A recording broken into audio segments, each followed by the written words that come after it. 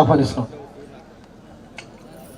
గౌరవనీయులు బాధిత కుటుంబాలను ఆదుకొని పరామర్శించి వారికి రక్షణగా ఉండడానికి వచ్చినటువంటి మా నాయకుడు మా అధ్యక్షుడు కేటీఆర్ గారికి మరియు సంఘటన జరిగినప్పటి నుంచి వెంటాడుతూ మరి ఇక్కడ ఉన్నటువంటి బీఆర్ఎస్ డిఎస్పీ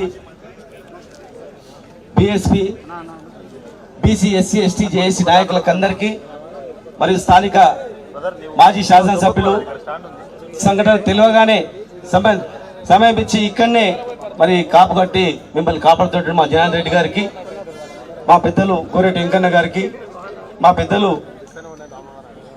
మాజీ మంత్రివర్యులు లక్ష్మారెడ్డి గారికి, ఆల వెంకటేశ్వర రెడ్డి గారికి, హర్షవర్ధన్ రెడ్డి గారికి, మా అంజయ్ యాదవ్ గారికి, మా వద్దిరాజు రవిచంద్ర రాజ్యసభ మెంబర్ గారికి, జయపాల్ యాదవ్ గారికి, అందరికీ ఇక్కడ పెద్దలందరికీ, మన మనోహరన్నకు, నరేందర్ గారికి, మాజీ ఎమ్మెల్యే అందరికి పేరు పేరు నమస్కారం. ఇంతియాజ్ గారికి. మిత్రులారా, ఒకప్పుడు పోలీస్ అంటే 10 సంవత్సరాల తెలంగాణ రాష్ట్ర ప్రభుత్వ పరిపాలనలో ఈ భారతదేశంలోనే తెలంగాణ పోలీస్ అంటే ఒక ప్రత్యేకత ఉండేది. కేసీఆర్ గారి నాయకత్వంలో ఒకనాడు ఒక మహిళకు శంషాబాద్ లో చిన్న సంఘటన జరిగితే ప్రభుత్వం పోలీస్ అధికారులు స్పందించిన తీరు భారతదేశం మొత్తం గర్వించిందా లేదా ఒకసారి ఆలోచన చేయాలి.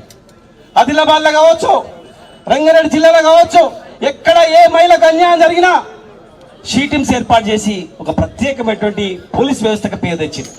మరి ఈరోజు అర్ధరాత్రి మహబూబ్ నగర్ లో వికలాంగుల ఇల్లు కూడా కొట్టారు. సెల్ ఫోన్ లో మెసేజ్ పెడితే కేసులు పెట్టారు. ఈ అరాచకాలు ఇంతంతగా చెప్పుడు చాలా ఉన్నాయి. షాట్ అంతా భారతం ఉంది. మరి ఈరోజు ఈ సంఘటన పట్ట పగలు వేలాది మంది చూస్తున్నటువంటి అందరూ తరుణంలో మరి పట్ట పగలే ఒక జరగండి అమ్మా, కొంచెం జరగండి, బాధితులు వచ్చారు. దయచేసి ఎమ్మడి ఎవరు రాకండి, ఎంబడి రా, రమ్మని లోపల రమ్మని, కొంచెం జరగండి. ఇక్కడ కేటీఆర్ గారి దగ్గర కూర్చోండి, కొంచెం జరగండి.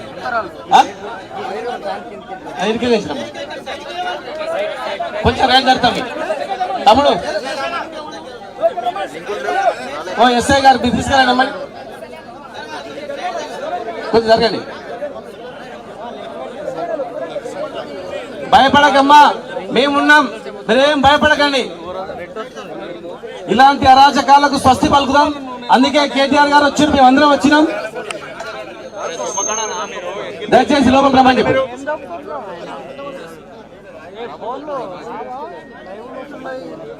ఈరోజు పట్ట పగలే ఒక దేవాలయం దగ్గర వందలాది మంది వేలాది మంది చూస్తున్నా కూడా అవేం పట్టించుకోకుండా ఒక రూమ్ లేసి బంధించి కొట్టి కాలుతో తంతే ఆ పిల్లాడు కింద పడ్డాడు.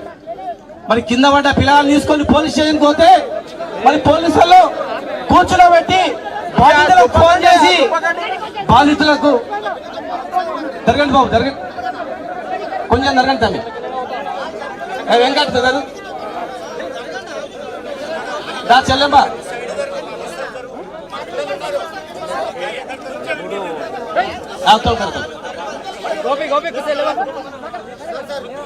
ఆమె ముందుకు రాకు బిడ్డ, కొంచెం ఆమె పంపు, ముందు ఆమెను పంపండి.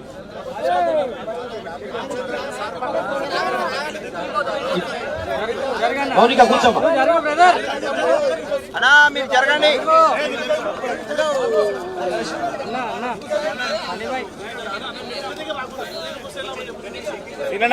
పట్ట పగలే దాడి చేసి పోలీసులే మళ్ళా ఉల్టా కేసు పెట్టి చనిపోయిన తర్వాత ఈరోజు బాధితులను వదిలిపెట్టి పట్టుకోవడానికి ప్రయత్నం చేస్తా ఉన్నారు.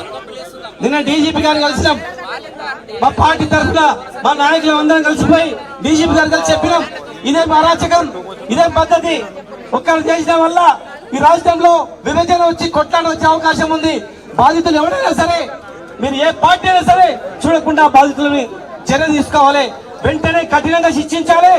వాళ్ళని మర్డర్ కేసులో 301 కేసు మార్చి 307 నుంచి 302గా మార్చి అరెస్ట్ చేయాలి. వాళ్ళకి ఎవరైతే సపోర్ట్ చేసిండ్రో ఆ రాజకీయ నాయకులను కూడా అందులో చేర్చాలి. మీకు ఎవరు ఫోన్ చేసిండ్రో ఆ ఫోన్లని మీరు బహిర్గతం చేయాలి. లేనట్లయితే మేమే ఆర్టీఐ కింద ఇచ్చి మీకు ఆ సమయంలో ఎవరు ఫోన్ చేసిండ్రో అవన్నీ కూడా మేము బహిర్గతం చేస్తాం. సీసీ ఫుటేజ్లు ఎందుకు దాచిండ్రు? జాతరలో ఉన్నటువంటి సీసీలు మొత్తం కెమెరాలని ఎందుకు మీకేసిండ్రు? మీరు తప్పు చేయకపోతే జాతరలో ఉన్నటువంటి సీసీ కెమెరాలు ఏమైపోయినాయి? పోలీస్ స్టేషన్ లో ఉన్నటువంటి సీసీ ఫుటేజ్లు ఎందుకు మాయమైనాయి అడుగుతా ఉన్నాం. ఇలాంటి అరాచకం ఇక్కడ కాదు, రాష్ట్రం మొత్తం జరుగుతా ఉన్నాయి. ముఖ్యమంత్రి సొంత జిల్లాలో ఆయన ముఖ్యమంత్రి అయి ఈ పాలమూరు రంగారెడ్డి జిల్లా ప్రాజెక్టు కంప్లీట్ చేసి ఈ పేదవాళ్ళకు ఆదుకుంటారు అనుకున్నాం. కానీ ఇక్కడనే అరాచకం ఎక్కువైంది. పోలీసులు అయితే కొంతమంది ఇసుక దందా చేసుకుంటున్నారు, కొంతమంది భూముల దందా చేసుకుంటున్నారు, కొంతమంది రకరకాల కక్కుర్తి పడి పోలీసు వ్యవస్థకి చెడ్డ పేరు తెస్తా ఉన్నారు.